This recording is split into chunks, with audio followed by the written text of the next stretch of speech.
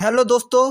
तो आज मैं प्री बोर्ड एग्ज़ाम 2023 कक्षा 10 हिंदी का पेपर लेके आ गया हूँ, जो कि बहुत ही ज़्यादा इम्पोर्टेंट है। ये पेपर भी आपके बोर्ड एग्ज़ाम में आ सकता है और आपके प्री बोर्ड एग्ज़ाम में भी आ सकता है। तो आपको इसको पेपर को अंत तक देखना है, ये वीडियो को, और पेपर को भी अच्छी तरीके से स्क्रीनशॉट लेके आपको रख लेना है, क्योंकि ऐसे ही क्वेश्चन आपके पेपर में भी आएंगे। तो देख सकते हैं ये प्री बोर्ड पेपर आज का कैसा है। तो इसमें बताया गया है आपको 20 क्वेश्चन बहुविकल्पी दिए होंगे, जिसके लिए आपको OMR शीट दी जाएगी स्कूल की तरफ से। उसमें आपको काले या नीले पेन दोनों का उपयोग कर सकते हैं। दोस्तों, बोर्ड ने जारी कर दिया है। अगर आपने OMR शीट नहीं देखी तो डिस्क्रिप्शन में लिंक डाल दूंगा। खंड खा जो कि 50 अंकों का होगा, लिखित पेपर में जिसको बोलता हूँ वो आपका 50 नंबर का होगा, बहुविकल्पी आपका 20 नंबर का होगा। टोटल आपका 70 नंबर का पूर्णांक था, ये निश्चित हो गया। और बहुविकल्पी के मैं सॉल्यूशन भी आज लेके आया हूँ, आप देख सकते हैं। तो त्यागपत्र के लेखक का नाम क्या है?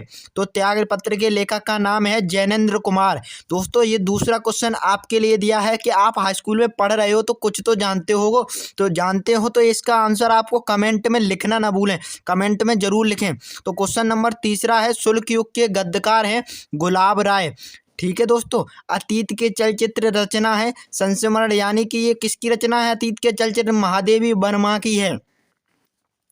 रीति मुक्त काव्य धारा के कवि हैं धनानंद। रीति मुक्त काव्य धारा के कौन कवि हैं? धनानंद। कामयानी महाकाव्य में कुल कितने सर्ग हैं? दोस्तों, ये 15 सर्ग हैं। ये हाई स्कूल में भी आया है और इंटर में भी प्री बोर्ड के हिंदी के पेपर में आया है। भारतेंदु की रचना है प्रेम माधुरी। निम्नलिखित में से जयशंकर प्रसाद का उपन्यास क्या है? तितली है, कंकाल है, और भी है कई, लेकिन यहाँ पे आपको तितली ही है। ठीक है। और लोकगीत पाठ के लेखक कौन हैं? लोकगीत पाठ के लेखक भगवत शरण उपाध्याय हैं। रसखान किस भक्ति धारा के कवि थे? तो आपको पता होगा कृष्ण भक्ति धारा के कवि थे रसखान। और क्वेश्चन नंबर 11 है, भाल शब्द का अर्थ क्या है? मस्तक। दोस्तों, भाल शब्द का अर्थ क्या है? मस्तक।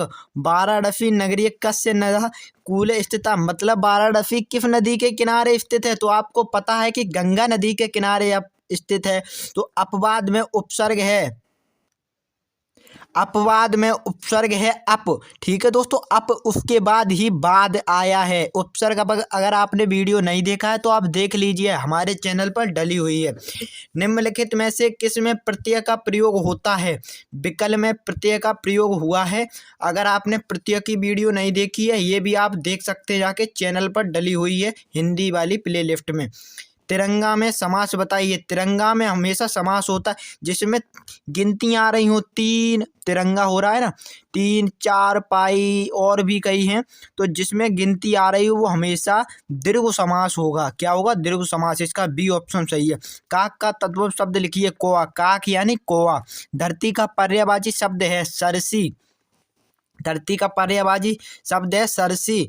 वासुदेव की संधि विच्छेद होगा वसुधा धन एव। क्या होगा? वसुधा धन एव। उत्तम पुरुष एक वचन पट धातु लट्टे लकार का रूप है।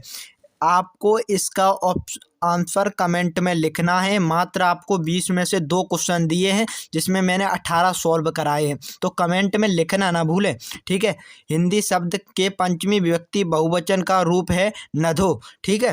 तो अब चलते हैं, आपका जो लिखित पेपर है जो कि 50 नंबर का होना है, जिसमें आपको 2 गद्यांश दिए होंगे, जिसमें आपको व्याख्या करनी है। 2 होंगी व्याख्या, जिसमें से आपको एक ही व्याख्या करनी है, और एक व्याख्या आपकी 6 नंबर की आएगी। देख लीजिए व्याख्या किस प्रकार पूछी जा रही है। क्वेश्चन नंबर 22 होगा, जिसमें से आपको 2 व्याख्या दी होंगी, जिसमें से आपको एक ही करनी होगी, जो 6 नंबर की होगी। क्वेश्चन नंबर 23, जिसमें संस्कृति की होगी, जिसमें आपको 2 दिए होंगे, जिसमें से आपको एक ही करना होगा, जो कि 4 नंबर का। और संदर्भ लिखना अगर आपने नहीं सीखा है, इससे आपका 2 नंबर पक्का होता है, क्योंकि संदर्भ हर किसी के को में आता है व्याख्या में, और नहीं सीखा है तो हमारे चैनल पर डला है, आप सीख सकते हैं। ठीक है दोस्तों, और आप ये देख सकते हैं, इसमें से भी आपको एक ही करना है, जिससे आपका 4 नंबर पक्का हो जाएगा। ये आते हैं जीवन परिचय और उनकी रचनाएं। 2 रचनाएं इसमें पूछी गई, आचार्य रामचंद्र शुक्ल, जयशंकर प्रसाद और डॉक्टर राजेंद्र प्रसाद। तीनों के जीवन परिचय हमारे चैनल पर डले हैं, आप देख सकते हैं। निम्नलिखित कवियों में से जीवन परिचय दीजिए। सूरदास का मैंने बता दिया, महादेवी वर्मा का भी मैंने बता दिया आपको। ठीक है। 25 इसका भी मैंने श्लोक डाल दिया है वीडियो। और ये क्वेश्चन आते हैं आपके 2 नंबर के, जिसमें से आपको 2 ही करने होंगे और आपका कथावस्तु सारांश आएगा।